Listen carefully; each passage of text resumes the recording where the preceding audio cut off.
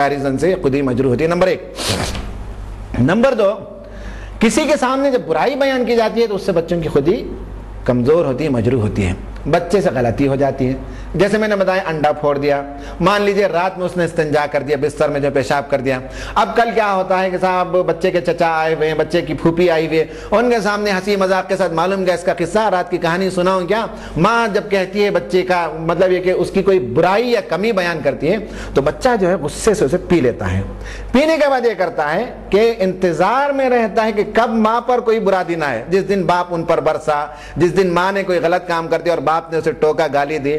अपने दोस्तों की महफिल में सुनाकर मजे लेता है कि आज हमारी अम्मी का जो है उसको उनका गया कि मजा हुआ और इस तरह उन्होंने गलती की, इस तरह उनको गालियां मिली।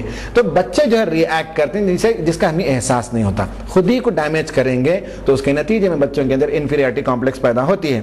और इसी तरह से मारने से, बेतहाशा मारने से बच्चों की खुद ही मजरूह होती है। मारने के कुछ उसूल होने चाहिए, उन उसूलों की बुनियाद पर बच्चों को बताना चाहिए कि देखो खिलौना तोड़ दें, घड़ी तोड़ दें, बल्ब तोड़ दें, इस पर तुम्हें मारनी, पैसे ज्यादा ले लें, खा लें, फलां कर ले, इस पर तुम्हें मुआखिजा नहीं है। मुआखिजा है बड़ों के एहतराम में कमी करोगे तो मुआखिजा होगा या तुम्हें मारा जाएगा अगर तुमने किसी का हाथ तोड़ा, किसी को मार दिया, किसी बच्चे का कुछ नुकसान कर दिया, यहाँ तुमने जो किसी गालम गलोच किया, गंदे काम किया। बच्चों को उसूल बता देना चाहिए, इन उसूलों पर हमारे घर में पनिशमेंट है। इसके अलावा बच्चों को मालूम होना चाहिए आज़ादी है, कुछ गलती हो गई, फलां हो गया, तो बच्चों को मालूम होना चाहिए हमारे घर में मुआखिजा नहीं है।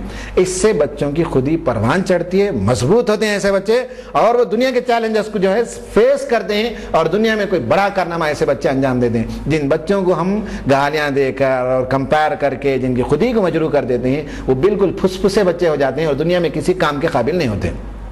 नंबर एक। नंबर दो, बच्चों के सिलसिले में उनकी तरबियत के लिए नफ्सियाती पहलू में एक और पहलू याद रखना चाहिए, वो है स्क्रिप्ट राइटिंग। स्क्रिप्ट राइटिंग कहते हैं हर बच्चे की एक कहानी होती है, उसका एक कैरेक्टर होता है, वो कैरेक्टर का स्क्रिप्ट हम अपने हाथ से लिखते हैं। आज मैं जो कुछ हूँ, आप जो कुछ हैं, आप जो कुछ हैं, इन सब की कहानी हमारे वालिदैन ने लिखी है। अगर हम एक अच्छे ताजिर हैं, हम अच्छे बिजनेसमैन हैं, तो इसकी कहानी भी हमारे वालिदैन ने लिखा कि तुम बहुत हिम्मत वाले हो, शुजाअत वाले हो। अगर आज दुनिया में हम नाकाम हैं तो इसकी कहानी भी वालिदैन ने लिखा, जिसका कैरेक्टर हम प्ले करते हैं कि दुनिया में तुम किसी काम के काबिल नहीं हो। अगर आज हम अच्छे मुखर्रिर हैं तो उसमें वालिदैन ने वो हमारा कैरेक्टर तहरीर किया और उसकी स्क्रिप्ट राइटिंग की कि दुनिया में तुम एक्सप्रेस कर सकते हो, मेरा बेटा बड़ा जबरदस्त है, अपने ख्यालात को इजहार कर सकता है। ये स्क्रिप्ट राइटिंग है जो माँ बाप करते हैं। हम भी अपने बच्चों की स्क्रिप्ट राइटिंग करते हैं, गोया कि हम एक कहानी उनकी लिखते हैं और बड़े होकर उस कहानी को वो रोल प्ले करते हैं, कैरेक्टर प्ले करते हैं। हमारी माओं को देखिए या हमारे घरों के अंदर देखिए, बच्चों को स्क्रिप्ट राइटिंग में ये करते हैं। बच्चों को हम बताते हैं रात में जाकर पानी ले आने के लिए, वहां से किचन से बच्चा नहीं जाता तो हम कहते हैं एक नंबर का डरपोक है ना। पहले हम उसे डरपोक डरपोक डरपोक बुज़दिल बुज़दिल देकर गाली देते हैं, तो उसके स्क्रिप्ट राइटिंग हम ये करते हैं, उसकी कहानी ये लिखते हैं कि ये बुज़दिल है। हम बाज़ बच्चों के सिलसिले में कहते हैं कि तुम तो जिंदगी भर जो है रुलाते रहते हो, अच्छा है कि तुम्ही गोया कि एक मरतबा खत्म कर दिया जाए तो हम राहत की सांस लेंगे। बाज़ माँ बाप यहाँ तक कह देते हैं। तो बच्चों को आपने स्क्रिप्ट राइटिंग की कि दुनिया में माँ बाप पर वो बच्चा बोझ है, ये आपने स्क्रिप्ट राइटिंग कर दी। एक लड़की का वाक़या हमारे पास आया और मैंने इसका जिक्र इससे पहले के लेक्चर में भी किया। 19 साल की लड़की अपने घर से फरार हो गई। फरार क्यों हुई उसकी वजह ये बताती है कि उसकी माँ हमेशा ये कहते रहती है कि तुम घर छोड़कर चले जाओ, तुम किसी लायक नहीं हो, मेरे घर में पलने के लायक नहीं हो। आखिर एक दिन वो वहाँ से फरार हो गई। ये स्क्रिप्ट राइटिंग हम लिखते हैं कि तुम घर में रहने की काबिल नहीं हो।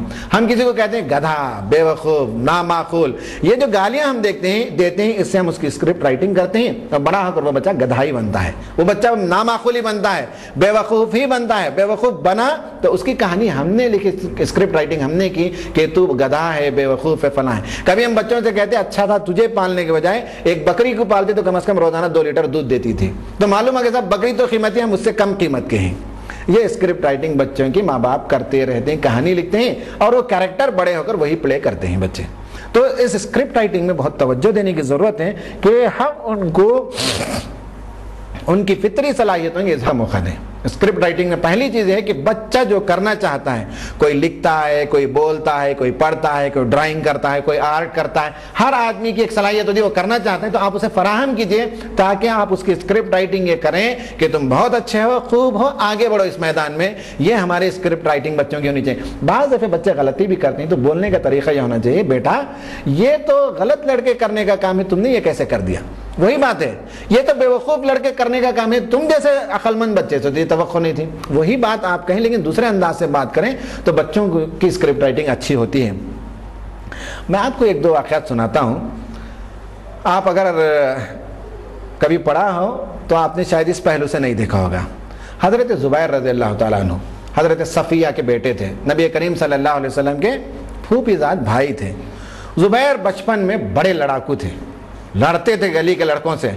ایک مرتبہ پڑوسی کے ایک بچے کو خوب اٹھا کر پٹک دیا، پچھاڑ دیا، اسے مار دیا، اور اس کے بعد گھر میں شکایت پہنچی، آ کر صفیہ سے، بی بی صفیہ سے اس کی ماں نے، پڑوس کی ماں نے آ کر شکایت کی۔ تو بی بی صفیہ نے کہا کہ میں زبیر کو ڈانٹوں گی، اصلاح کروں گی، میں زبیر کو بتاؤں گی کہ ایسا نہیں کرنا چاہیے۔ لیکن ایک بات بتاؤ کہ زبیر نے جو مارا وہ قاعدے کا مارا کہ نہیں مارا؟ وہ لڑنے میں جری ہے کہ نہیں، دلیر ہے کہ نہیں، اس نے پوچھا۔ تو اس سے معلوم ہوا کہ ان کی جو اسکرپٹ رائٹنگ بچپن سے بی بی صفیہ نے کی وہ یہ کہ تم دلیر ہو، تم جوان مرد ہو، تم قابل ہو، تم مقابلہ کر سکتے ہو، یہ ان کی اسکرپٹ رائٹنگ ہے۔ آگے چل کر اسلامی تاریخ میں دیکھتے ہیں کہ حضرت زبیر کے جو کارنامے ہیں، جنگ بدر میں انہوں نے جو کارنامہ انجام دیا کہ جدھر جھک پڑتے ادھر صفوں کو کاٹ ڈالتے تھے، اور زبردست اپنے تلوار سے انہوں نے کارنامے انجام دیے۔ اللہ کے رسول اتنا خوش ہوئے اس دن کہ کہا، جب وہ زرد امامہ باندھے ہوئے تھے تو کیا بات ہے زبیر، آج فرشتے بھی زرد امامہ باندھ کر اترے ہیں میدان میں جنگ بدر میں، تم بھی زرد امامہ پہنے ہو اور فرشتے بھی زرد امامہ پہن کر اترے ہیں۔ اور انہوں نے جو تلوار سے جو کام کیا ہے، ایسے لوگوں کی گردنوں کو، ہڈیوں کو کاٹا ہے، اس تلوار میں دندان پڑ گئے، آرے کی طرح دندان پڑ گئے، اور اس دندان کے پڑنے والی اس تلوار کو اللہ کے رسول اتنا پسند کیے کہ اپنے پاس جو ہے اسے محفوظ رکھا۔ اللہ کے رسول کے چلے جانے کے بعد حضرت ابوبکر کے پاس وہ محفوظ رہا، اس کے بعد حضرت عمر کے پاس وہ تلوار محفوظ رہی۔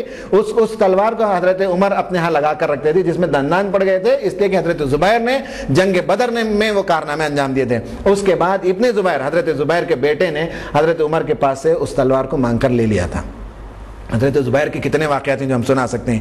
بچپن سے ان کی ماں نے ان کی اسکرپٹ رائٹنگ کی کہ تم دلیر ہو، جری ہو، بہادر ہو، تم زبردست لڑ سکتے ہو، تم بہترین کارنامہ انجام دے سکتے ہو، اس کی تربیت پائی، ان کی اسکرپٹ رائٹنگ ہوئی تو آگے چل کر ویسے ہی وہ بنے تھے۔ اسی طرح ہم دیکھتے ہیں کہ جنگ بدر ہی کے موقع پر دو بچے آتے ہیں اور اللہ کے رسول صلی اللہ علیہ وسلم کے ساتھ یہ کہتے ہیں کہ ہم بھی جنگ میں آئیں گے، جن میں سے ایک کا نام ہے رافع بن قدیج اور ایک ہے سمرہ بن جندب۔ یہ دونوں اصرار کرتے ہیں اللہ کے رسول صلی اللہ علیہ وسلم کے بعد، اللہ کے رسول دونوں کی کشتی لڑاتے ہیں، دونوں ایک دوسرے کو پچھاڑتے ہیں تو اللہ کے رسول خوش ہو جاتے ہیں، ان کو جنگ میں لے جانے کی اجازت دے دیتے ہیں۔ اسی طرح ابو جہل کو جن لوگوں نے مارا وہ دو چھوٹے بچے تھے، باز اور معوذ، ہے نا، انہوں نے ابو جہل کو مارا۔ اللہ تعالیٰ کام لینا چاہتا ہے تو بچوں سے دنیا کے ایک بڑے ظالم کا خاتمہ کر دیتا ہے۔ یہ سب بچپن ہی سے ان کی اسکرپٹ رائٹنگ ہوتی ہے۔ حضرت عمر رضی اللہ تعالیٰ عنہ اپنی شورا میں ابن عباس کو بلاتے تھے جو چھوٹے بچے تھے۔ بعض لوگوں کو اعتراض ہوتا تھا کہ اس لڑکے کو، اس چھوٹے بچے کو کیوں بلاتے ہو؟ یہ ان کی اسکرپٹ رائٹنگ بھی بچپن سے حضرت عمر نے کی۔ ابن عباس آ کر مجلس میں بیٹھتے، ایک مرتبہ حضرت عمر کو اس بچے کی ذہانت کا پتہ لگاتا ہوں، دیکھو پوچھتا ہوں میں، تو اس کے بعد ان سے پوچھا کہ سورہ نصر میں کیا پیغام ہے، کیا بات ہے؟ مختلف صحابہ سے پوچھا، مختلف صحابہ نے مختلف اس کی تعویل کی۔ ابن عباس جھٹ سے بولے کہ سورہ نصر کے نزول کا مطلب ہے کہ اللہ کے رسول کا دنیا سے جانے کا وقت آ چکا۔ یہ اسے مفہوم ملتا ہے کہ اب تمہارا مشن ختم اور آپ اب حمد کیجئے، تسبیح کیجئے، اب دنیا سے جانے والے ہو۔ تو حضرت عمر نے کہا دیکھو اس بچے کی ذہانت کو دیکھو۔ آگے چل کر حضرت ابن عباس بہت بڑے فقیہ بنے، بہت بڑے مفسر بنے، وغیرہ وغیرہ۔ اسکرپٹ رائٹنگ بچپن سے بچوں کی کہانی ہم لکھیں، اچھی اسکرپٹ کریں، نمبر 2۔ نمبر 3، کیئرنگ اور شیئرنگ، بچوں کے ساتھ وقت بتانا، کیئر کرنا، توجہ دینا۔ بعض دفعہ باپ یہ سمجھتا ہے کہ اس کا کام صرف یہ ہے کہ کما کر لانا اور بیوی کے حوالے کر دینا پیسے، اس سے زیادہ اس کی کوئی ذمہ داری نہیں ہے۔ بچہ اگر پیشاب کر لے تو پکارتا ہے بیوی کو، جی آؤ بچے کی یہ بدلا دو۔